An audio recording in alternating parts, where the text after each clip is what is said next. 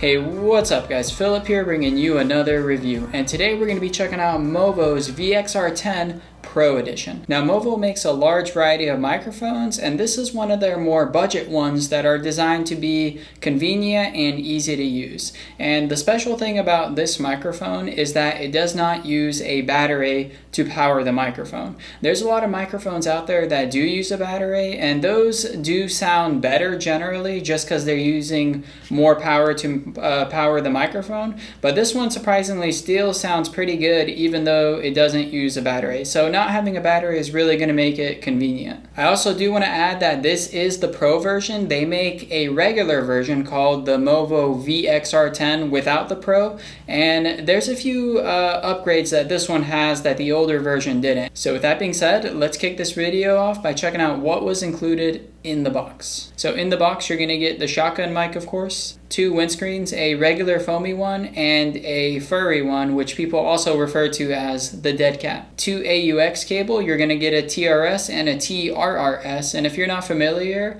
some devices require a different type of cable. For example, smartphones are going to require a different cable than devices like cameras or other recording devices. And last but not least, a pretty durable and nice looking hard shell case to store all of these accessories. Now let's cover the design and build quality of the microphone. So my first impressions with it was that it does not feel cheap. This thing is made fully of metal, and it just doesn't feel like it's going to snap, bend, or break or anything like that, which is definitely a plus if you're a vlogger and you're constantly on the go. On the front of the mic, you're going to have 2 AUX ports, and one of them is going to let you record audio to your device, and the other one's going to let you monitor your audio through headphones. So you can literally put on headphones and listen to what's being recorded into the microphone live. Now the Shockmount is the red thing that makes the microphone wiggle like this, and the reason it wiggles is because it prevents any bumps or vibrations when recording, and any of those vibrations from entering into the microphone.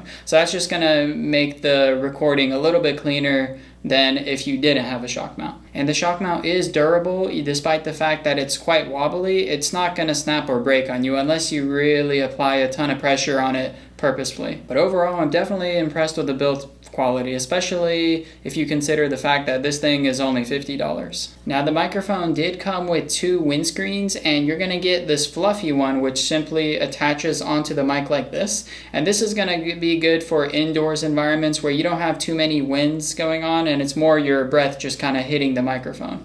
Now the dead cat, the furry one here, this one is made more for super windy environments. This thing's not going to allow as much sound to pass through, but overall, if you're in a super windy environment, this thing's going to do a much better job at protecting your audio than if you were to not have one into it. Imagine blowing into the microphone, that's just going to completely destroy your audio, but this is going to pretty much prevent that destruction of the audio. And speaking of audio quality, let's swap this microphone out with my main one to see what the quality difference sounds like. So here we go. So now we're on the Movo recording the audio quality, and here's what it sounds like. Testing 1, 2, 3. And yeah, that's pretty much what the audio sounds like on the Movo. And this is my Deity, the main mic that I use. This thing's a lot larger than the Movo. I would say maybe 2 times the size. And it also has a similar build. It has like the shock mount and the foamy thing as well. So we're back on my main microphone, the Deity D3, and that thing runs for $100, and this thing is $50. So this thing is half the price of what I'm using right now. After listening to the playback between both of the microphones, I did notice that this one does sound a little bit more muffled, not by much, than my Deity D3, and that can easily be corrected in post in your video editing software. So with that being said, the Movo is still a solid microphone, and it's definitely a good microphone if you're just getting started with video creation, or if you just need something super convenient that doesn't require you worrying about the battery running out on you. Now as for me, I do like the way this thing sounds, and I'm going to keep it around for when I need to use a microphone on the go or somewhere where I don't really have my main studio set up. So this thing's definitely going to have a